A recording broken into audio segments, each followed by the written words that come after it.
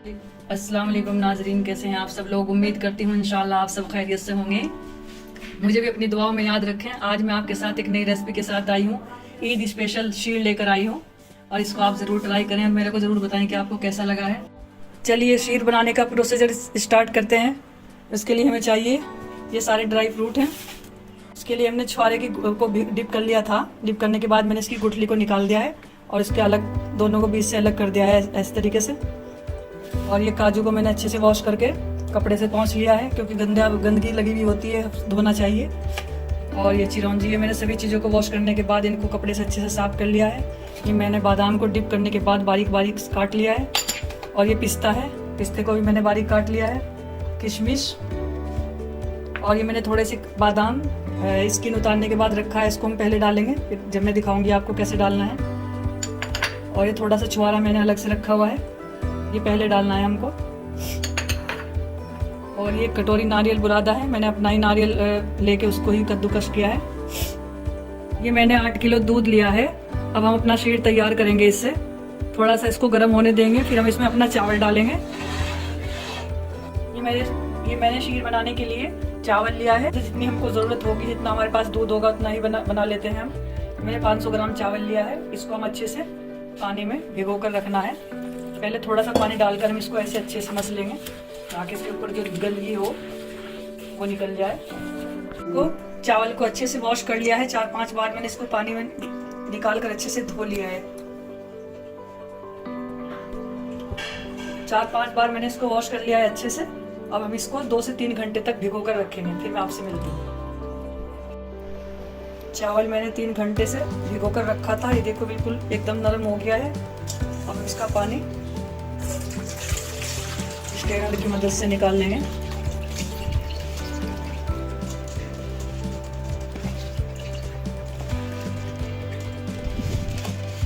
चावल हमेशा जब भी आप शीर का चावल खरीदे तो कच्चा चावल आपको खरीदना है।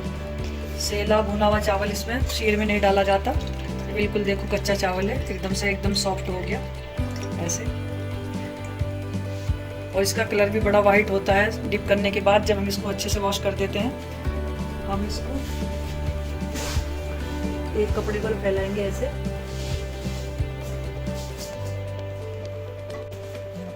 ध्यान रहे कि सूती कपड़े पर फैलाना है। और दूसरे ये है कि वाइट कलर का ही कपड़ा होना चाहिए, नहीं तो आपके चावल में कलर आ जाएगा। इसका ध्यान रखना है आपको। और चावल मैंने बोला है कि आपको कच्चा ही लेना है। दूसरी ये है कि 1 से 2 घंटे हम इनको सुखाएंगे, लेकिन धूप में नहीं सुखाना है। थोड़ा सा इसके अंदर नमी रहनी चाहिए। जब ये थोड़ी सी नमी बाकी रहेगी तब हम इसको ग्राइंड करेंगे। चावल को मैंने हल्का सा कपड़े पे डाल दिया था और इसमें थोड़ी सी नमी बाकी है। बहुत ज़्यादा ना सुखाएं इसको और धूप में मत सुखाएं। इसको साए में ही डालना है। 1-2 घंटे के लिए इसमें हवा निकल जाएगी। तो थोड़ा सा सॉफ्ट हो रहे हैं ये। अब हम इसको पीसेंगे और इसको दरदरा ही पीसना है, बारीक नहीं पीसना है। ये देखो मैंने चावल को थोड़ा दरदरा सा पीसा है। अगर बहुत ज़्यादा बारीक हम पीसेंगे इसको, अगर इसके अंदर थोड़ा आटा लग रहा है तो उसको आप आटे को छलनी से निकाल दें और दरदरा चावल को शीर में डाल दें। अब हम इसमें डालेंगे अपने चावल। ये चावल करीब 8 किलो दूध है। वैसे तो कमर्शियल के हिसाब से डलता है। अगर आपका 10 किलो दूध है तो आधा किलो चावल डालते हैं कारीगर, लेकिन हम लोग जो है ना कम डालते हैं। हमें बहुत टाइम तक पकाना होता है। ये टेस्टी भी तभी बनता है अगर आपके चावल की मात्रा इसमें कम होगी। मैं इसमें डालूंगी 8 किलो दूध में करीब 250 ग्राम 200-250 ग्राम के करीब मैं इसमें चावल डालूंगी, इससे ज़्यादा नहीं डालूंगी। बिस्मिल्लाहिर्रहमानिर्रहीम। हमें इसको चम्मच को रगड़ के नीचे तक चलाना है। बहुत रगड़ के ऐसे चलाना, सीधा करके बिल्कुल ऐसे। अगर आप ऐसे चलाएंगे तो आपका चावल नीचे चला जाएगा और आपका दाग पड़ जाएगा शीर में। तो इसको रगड़ के ऐसे रगड़ के सीधा करके चलाना है। और बारीक ये जो आपका कपगीर यहाँ से होना चाहिए, तो ये बिल्कुल बारीक नोक वाला होना चाहिए। ऐसे मोटे से बनाएंगे तो दाग लग जाएगा। बहुत बारीक कपगीर से बनाना है आपको। ये मैंने गर्म करके ठंडा कर लिया था। अब मैं फिर से बनाना शुरू कर रही हूँ, तो इसको फिर से गर्म ही करना है। तो हम इसमें लगातार चलाते ही जाएंगे 2 से 3 घंटे। जितने टाइम में भी ये दूध जलेगा, जलाते रहेंगे इसको। जितना हम इसको ज़्यादा पकाएंगे इतना ही टेस्टी बनता है। अब इसके लिए अपने जो ड्राई फ्रूट है उनको थोड़ा सा हल्का सा रोस्ट कर लेंगे डालने के लिए। चलिए रोस्ट करते हैं। और मैंने इसमें थोड़ा सा देसी घी डाल दिया है रोस्ट करने के लिए। हम इसमें डालेंगे काजू, इसमें डालेंगे चिरौंजी,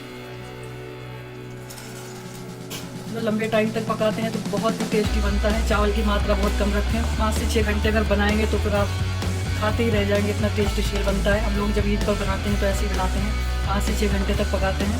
चावल की क्वांटिटी बहुत कम रहती है हमारी। कटा हुआ बादाम रखा दही मैंने डाल दिया है। हम डाल लेंगे इसमें अपना पिस्ता,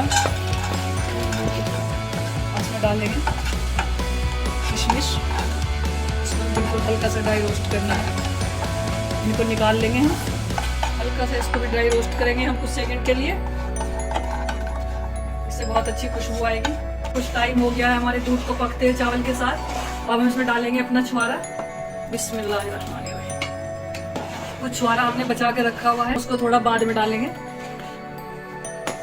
करीब 1 घंटा से पक रहा था ये हमारा दूध, उसके बाद मैंने इसमें छुआरा डाल दिया है। लगातार चलाते रहना है, चम्मच को रोकना नहीं है। और इसमें डालेंगे थोड़ा सा ये बादाम, मैंने स्किन उतार के रखा हुआ था, ये पूरा वैसे ही पूरा का पूरा है, पीस ऐसे ही डालना है। ये हम डालेंगे पकते हुए, और वो हमने प्रेजेंटेशन के लिए रखा हुआ है। और इसको और पकाएंगे ऐसे ही, लगातार चम्मच चलाते रहना है बस। और जो हमने छुआरा बचा कर रखा था, ये छुआरा और डालेंगे हम इसमें, क्योंकि वो पहले वाला मेल्ट होना होता है, उससे थोड़ा सा टेस्ट अच्छा आता है। ये थोड़ा खड़ा खड़ा सा लग दिखेगा, बाद में डाल रहे हैं हम इसको 1 से 1.5 घंटा बाद। अब हम इसमें डालेंगे शक्कर। शक्कर आप टेस्ट अकॉर्डिंग डालें, लगातार ऐसे चलाते रहेंगे। करीब इसको 2 से 2.5 घंटे पकते हुए हो गए हैं। जब मैंने दूसरी बार छुआरा डाला था उससे भी 1 से 1.5 घंटा इसको पकते हुए हो गया। अब इसमें डालेंगे खोया। ये खोया होममेड है, और अगर आप खोया डालें, कभी भी मार्केट वाला खोया डायरेक्ट मत डालें, उसको अच्छे से भूनें, पहले ठंडा करें फिर डालें आप। मैंने अपना ताज़ा ही खोया बनाया है, नहीं तो आपका शीर फट सकता है। अब हम इसमें डालेंगे खोया। बिस्मिल्लाहिर्रहमानिर्रहीम। अब हम इसमें डालेंगे ये जो ड्राई फ्रूट रखे हुए थे, इसको अच्छे से चलाएंगे ताकि हमारा खोया जो है बहुत अच्छे से मिक्स हो जाए। देखिए अपना कलर चेंज करने लगी है, ये हल्का बादामी होने तक हम इसको पकाते रहेंगे। असली शीर यही होता है, जितना इसको आप कड़ा कड़ा कर पकाएंगे इतना ही अच्छा और टेस्टी बनेगा।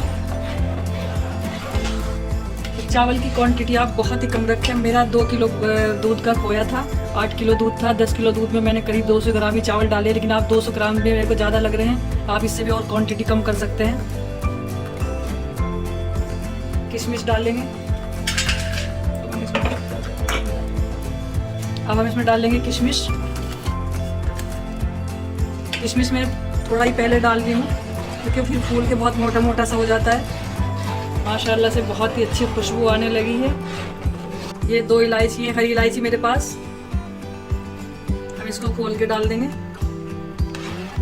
लीजिए माशाल्लाह से हमारा शीर बनकर तैयार हो गया है। देखो इसका कलर, आप माशाल्लाह से आप इसका कलर देख सकते हैं।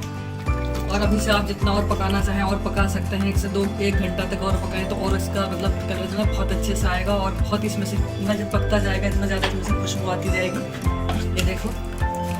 और एक ध्यान रखें आप, जब आप जितने टाइम आपको ये शीर बनाना है 2 घंटे या 2.5 घंटे, तो आप ड्राई फ्रूट आधा घंटा पहले ही डालें, छुआरा पहले डालें, बाकी और सब चीज़ें आपको आधा घंटा पहले ही डालनी है।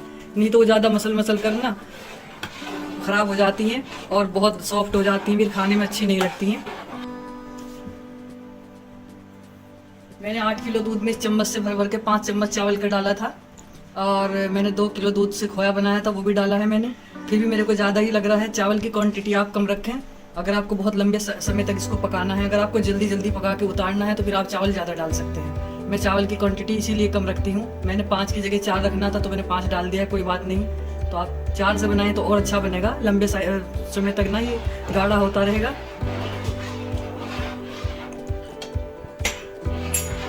ये देखो कलर भी माशाल्लाह। लीजिए माशाल्लाह से हमारा शीर बनकर तैयार है। आप भी ज़रूर ट्राई करें और मेरे को कमेंट बॉक्स में ज़रूर बताएं कि आपको कैसा लगा है। अगर मेरा वीडियो अच्छा लगे तो प्लीज़ लाइक करें और शेयर करें, और मेरे चैनल को सब्सक्राइब ज़रूर करें और बेल के आइकन को भी प्रेस करें। मिलते हैं नेक्स्ट वीडियो में इंशाल्लाह, तब तक के लिए अल्लाह हाफिज़।